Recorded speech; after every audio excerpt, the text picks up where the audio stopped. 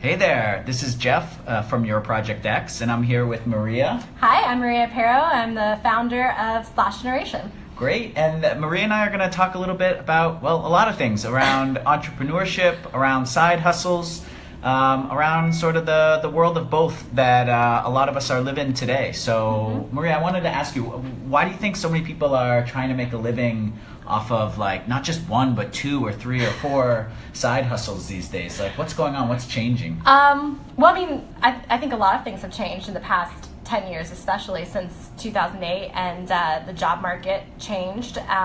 Technology has evolved and is evolving so fast. Yeah. But I also think that, to be honest, it's more of a mind shift out of necessity into opportunity that people are experiencing. And I personally believe, and I talk about this a lot on the Slash Generation, is that we're in the start and the midst of the next artistic and entrepreneurial renaissance. And that the idea of our American dream, so to speak, has evolved as our culture and economy has evolved. I think the last example I can really hit on that I feel like it happened was probably in the 60s with people like Andy Warhol and things like that. This idea of where does life end and art begin, and just seeking opportunity outside of what the quote-unquote norm American dream is.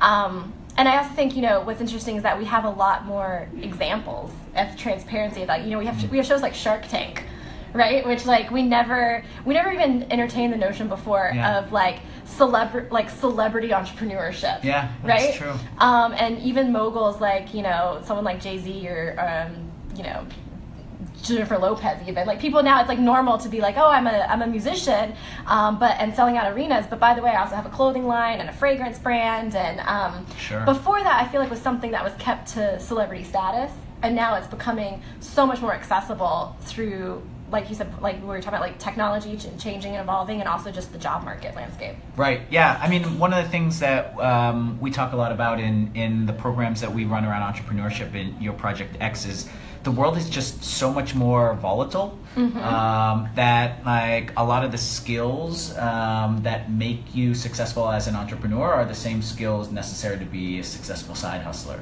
Yeah, right? absolutely. But when we talk about the world being so volatile and why so many people are doing this side hustle, it's because everything's changing all the time. Every day. Right? But I also think it's as you were saying, this renaissance. I really love this thought because it's this notion that people are getting a bit more connected to their purpose and who they are, right? And then trying redefining. And then how do they work that into their lives? Yeah, right. Exactly. Exactly. If they're lucky, it can become their side hustle. Exactly. And for us in our community too, we actively have people who see opportunity and see these new changes and developments and go after it with the purpose of, I want to curate my life this way, right? But then we also have other people in our community that, because the world's changing around them, they've had to shift and pivot. And but regardless, it's a lot of the same skill sets that we're all developing together, whether or not, however you found yourself here, you're here. Yeah. Yeah. But I think true, we're at a point too where the technology is enabling it for us as much as anything else, right? You couldn't have 5 side hustles and customers from all over the country or all over the world even 10 years ago, right? Now you can do it, and you can be making content like we are, just right in front of your, in 2 seconds, right? Absolutely. No, the accessibility and the control that you have of your own destiny, so to speak, right now, and building something. Yeah, even 10 years ago it wasn't. I mean, you don't even need a web developer now to set up an e-commerce store. Yeah. When 10 years ago you probably did. Yeah. But there's all these resources that really do allow you, I feel like, to set yourself up really nicely to grow and scale to a certain point before you ever really need to even bring in any sort of heavy-hitting investors. Right. Well, so then that leads to the other point, right? So how do people thrive in this sort of volatile, unpredictable economy with their 1, 2, 3, or 4 side hustles? What are the keys to thriving in it? I think it's kind of working both sides of your brain, right? I feel like you need to have good. Be in a good mental place and support yourself in those ways, and then there's the skill sets that you need to seek out. But we find that having a community of people for Slash Generation has been so beneficial. And the idea of connecting people, because not only is it nice to have support and peers that know what you're going through, but it opens up doors to collaboration and ideas you maybe didn't think of or know about. And then also it opens the doors to finding mentors and sponsors that can, you can look at how they did it. They can turn around and kind of give you a hand and pull you up, which is really invaluable. And I mean, even like I said before, I mentioned the show Shark Tank, right? Like that's a new concept for America, is this idea of looking to people that are inventing, that are starting their own businesses, and holding them up on a pedestal as someone that's not just Joe opening the corner store. Right. Yeah. Although, and you say that too. Another big piece of the thriving in the community is because although we hold these folks up on a pedestal now, it is really scary to get there. Right? Oh my God. Yeah. It is so scary. The journey to entrepreneurship it's written about like this mythical thing where you're going to be a success from the first moment. Like the idea pops in your head, and it's in fact so the opposite. And what we found, like we actually build community into the programs that we run, right? Specifically because like that's probably one of the biggest pieces of success, to be around like 10, 20 other people all talking about like, this is what I'm worried about today, or this is where I'm stuck today, and like you may have the mind to create that initial idea, but oh my goodness, you're never going to succeed without everyone else's mind like butting in and giving input and supporting you and that sort of thing. Absolutely. And a lot of my entrepreneurial journey to me is so similar to my artistic journey, and I feel like a lot of the qualities that are needed in this kind of slash life, side hustle, entrepreneurial journey are very similar to what a lot of artists just naturally take for granted of what they need in order to thrive. Things like resiliency, not being adverse to feedback, not being adverse to pivoting last minute or improvising or things like that. So, I recognize too, people I meet and talk to in our community, that people that have come from that background usually have a much better, an easier time at dealing with the mental component, and a harder time at or they're more intimidated by like the practical stuff. Interesting. Like, how do I put together a business plan? Sure. How do I manage my time?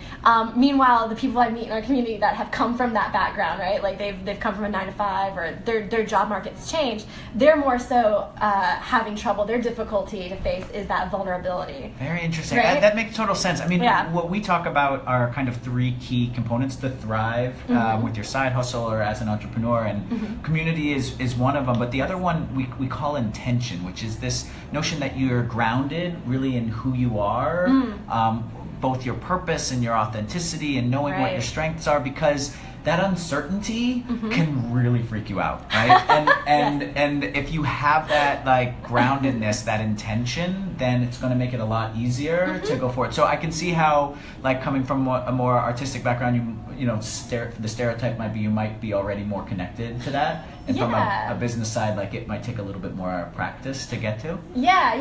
Absolutely. And then I think, these qualities, like I said, I feel like in my mind, I always break it down to like what we're just talking about, the mental component, and then the practical knowledge to place in it, and acquiring those skills. But I mean, another thing we didn't mention too, but going after that is, I feel like when you are on this journey, you also need a ongoing passion for learning and curiosity. Because if you don't, then I think it breeds complacency, and I also think it stunts you from growth opportunities, and also just even, like I said, like if you that you're fine with going out there and doing and not knowing where your next job's coming, and that's okay for you, but building a business plan scares the heck out of you, then you need that curiosity to go and find it and seek it. It doesn't mean going back to grad school or anything like that. There's programs like yours that you offer, and then so many other options in the world, but it's about you having the impetus to go and find it. Well, I mean, you really have to, right? Because we talked about another point to thriving with your side hustles is that you have to be able to pivot all the time, right? So you have one idea and you have to be able to move in a new direction, and you can't do that without like the sort of intellectual curiosity to be like, oh geez, I need to learn something new right now. Or I need to find and not just I need to find mentors and supporters that can teach me what I need to know. It's kind of having that healthy that healthy big picture perspective, where you know your why, you know your purpose, you know what like gets you up and charged every day and what gets you curious, and at the same time still being able to let what you build grow enough in front of you to look at it objectively, right, and recognize like what's going really well, what's not going that well, what do I need to support X, Y, and Z. Even just setting goals. I'm always surprised that people that start off on new ideas or ventures that don't have an end goal in mind. That's very interesting. And it's funny because we talk about end goals, but in very different ways because things change so fast. We talk about like having a vision that looks maybe 10 or 20 years out. But when you're talking about the specific goals in front of you, we like to boil them down to just 2 or 3 months at a time. Exactly. So that they're really little experiments. We call them Trojan Mice, actually. These little micro experiments that you put out into the world. See how the world responds, and then you sort of change from there. Oh yeah, because you're right. You have to pivot so much, and you have to be comfortable with that cycle of like imagine, launch, feedback, relaunch. Right? Totally. And like that's like a constant, I'd say like daily, weekly, monthly cycle that you go through with whatever you're building. And so it's hard to tie that because who knows what you're going to find along the way. So it's hard to tie that to like a 10-year goal, but keeping the big goal at least big picture 10 years down the road, at least like what continent you're sailing to. Let's say okay, so we're gonna thrive as side hustlers if we've got this curiosity, if we've got this community, if we're grounded in really our purpose and who we are, if we're able to pivot, and I joke if we're comfortable living with our parents. and like it is a joke, but there's some truth to like you need to create the financial flexibility for yourself as well. Like how do you see most of the people in your community sort of creating that flexibility for themselves if they're not sleeping on someone's couch? If they're not sleeping on someone's couch. I mean, day jobs are a thing. I've heard of those. Right? They happen. I always try and keep people mindful of like an end goal that you have with what you want to build. Like what's your end goal with your day job, quote unquote, right? And because that keeps you from getting too sidetracked or sucked in or just like, oh, what am I doing with my life? All I am is my day job. Definitely living within your means, and like getting creative, like as creative as you are with ideas and business building and things you want to pursue, you can get creative in downsizing your overhead. Absolutely. And I think there's no shame in the game. It's interesting, because I'll talk to a lot of people. It's also a process though, right? Because I'll talk to folks that'll be ready to leave their job and they've got their venture and they're ready to start it. And they're like, I've got like, I think I can go like without an income for 2 months. And I listen and I'm very empathetic. But the thing is like, it starts off as 2 months, and the truth is it's probably longer because like whatever you're creating like is going to pivot, is going to change, and there are very few that like right away like you'll hit that 2 month and you've got all the money coming in. You hit on something really key there, because I can also again relate it a lot to my artistic life and career, and people in that business.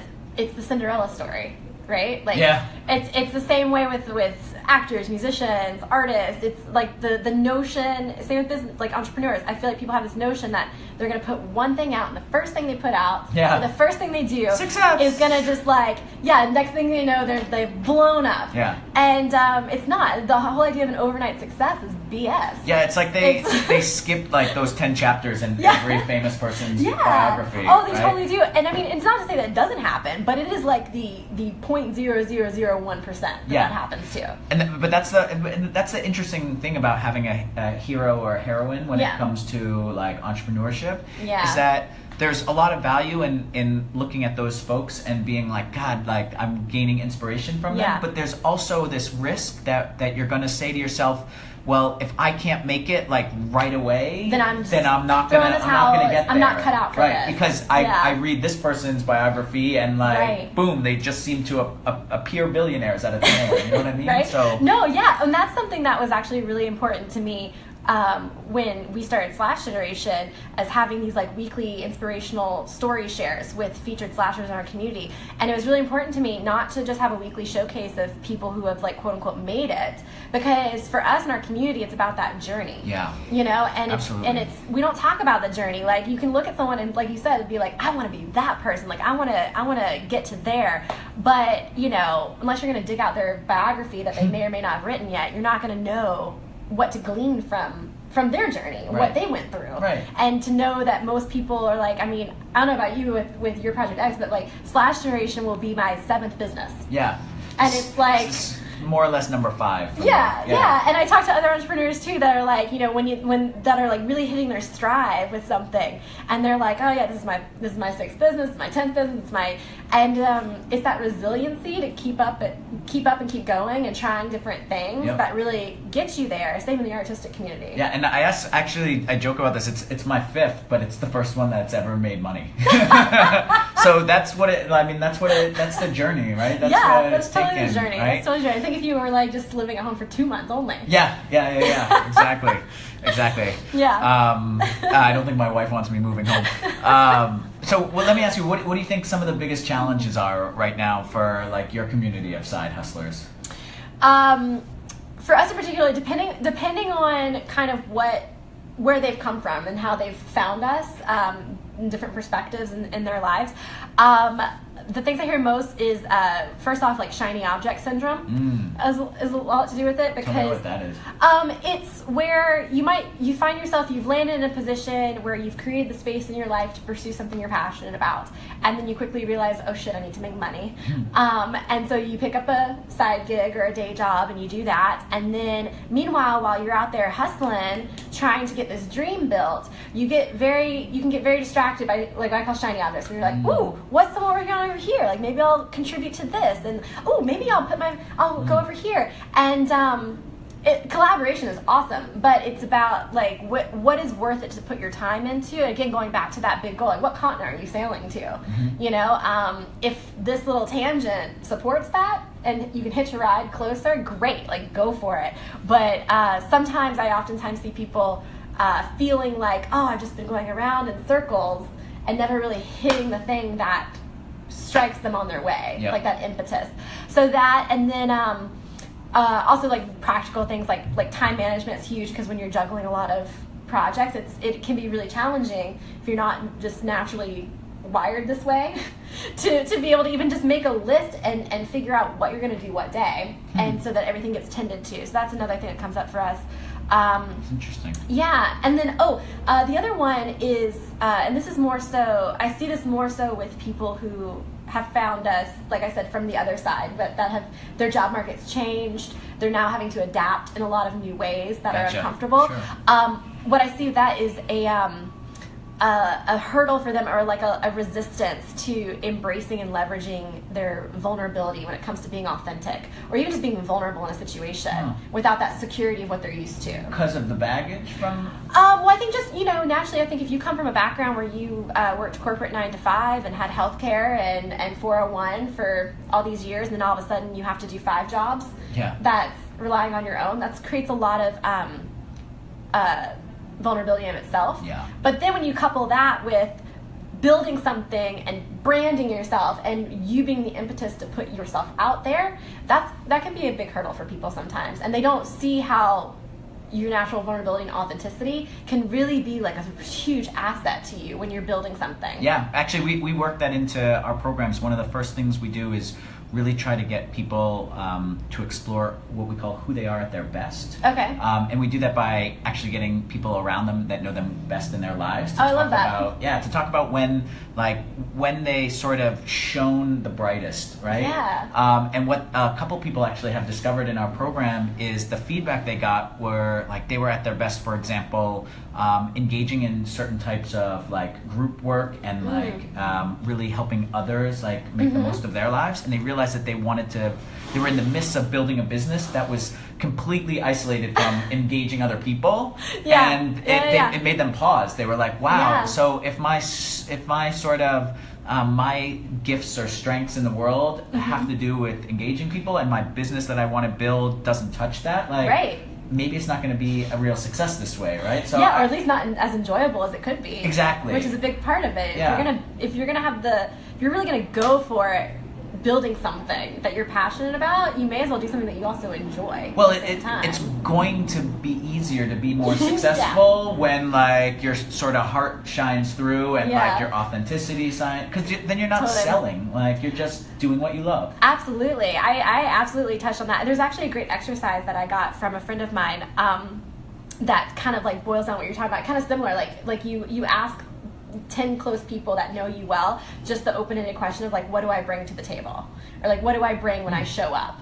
And you get to hear this like cross-section of these qualities about you that you may or may not know you're putting out, but yeah, it really kind of distills it down to what your strengths are, what people see in you, and how you can leverage that for what you're working on. Truly. No, it's very interesting. I mean, we talk a lot about authenticity and its role in being a successful entrepreneur, and but you know, talking about some of the other challenges, whether it's, you know, defining yourself as an entrepreneur or a side hustler, I think it does have a lot to do with this feeling of isolation, right? And you know, the communities like /Gen and your Project X are really designed to sort of break through that and be like, not only are you not alone, but like here's both a process and a community to support you. Absolutely. We actually have 2 really cool things coming up next week. We're launching our next 10-week entrepreneurship program. So it's awesome. Really, it's designed to help folks that, you know, either already have a side hustle or have had that big idea stuck in their head, move from just thinking about it to really implementing it in those 10 weeks. And it's just 1 night a week after work for 10 weeks. And we also, I haven't even told you this yet, but we're launching it today. In 1 month, we have this Camp X. It's a weekend camp out. Yes, at the farm of the world's first sustainable sushi chef, which is hard to say, in Bethany, Connecticut. And it's going to be a weekend for like our community to sort of imagine the future we want to create for ourselves and for one another, and kind of dive deeper into some of these questions around purpose and authenticity and that sort of thing. So, I love that. I love that. You said well, I think what's great about that is that I do this personally for myself every once in a while, is that you need to kind of remove yourself with the sole purpose of taking a big picture aerial view of what the heck's going on. You know, because I feel like you get so caught up in the everyday building that sometimes you're working in your business, but you're not working on your business. I mean, it's all connected, right? Oh gosh, well, you're the core of it. Like it's all coming out from you, like a little wheel on a like spokes on a wheel. Totally true. That sounds awesome. Okay, so that's what's that, next month? It's August 12th and 13th, Saturday and Sunday. Gotcha. So bring your tent. All the meals are covered. Bring your tent. And like, it's gonna be really awesome. Is it all sushi all weekend? So actually this chef won a prestigious honor from President Obama. Actually, what he does is he experiments with invasive plant and fish species to figure out how to make them like really enjoyable to eat, because we're living in a planet where we need to be able to sort of modify our taste as a result of that. So there'll be a lot of sushi. Yes, that's crazy. That sounds awesome. It'll be very cool. And for your course, the entrepreneur. Am I saying it right? Yeah, you are. Entrepreneuring. That's wildly beneficial, because like the difference between just activity and action, and like identifying what are the big action things you can do to take leaps and bounds forward and not just be stuck in that inertia. So valuable. Yes. Valuable. Applications close on Monday, everybody. So reach out to me if you want to know more. Yeah, absolutely. Well, I know there's people in our /Gen community. I'm pointing at you, /Gen, that absolutely show up to our happy hours, and they have fledgling ideas and things that, you know, sometimes get frustrating because they're like, I just don't know how to get this off the ground. I don't know how to juggle all the things that I'm doing and do this, but this is what I'm really passionate about. So structure helps. Structure helps. You guys will help with structure? Yes, we will. Perfect. Awesome. This was fun. Yeah, let's do it again. 100%. All right. Yeah, I'm down. All right. Thanks for tuning in, guys. Thanks, everybody. Yeah. We'll talk to you next time. soon. Bye. Bye-bye.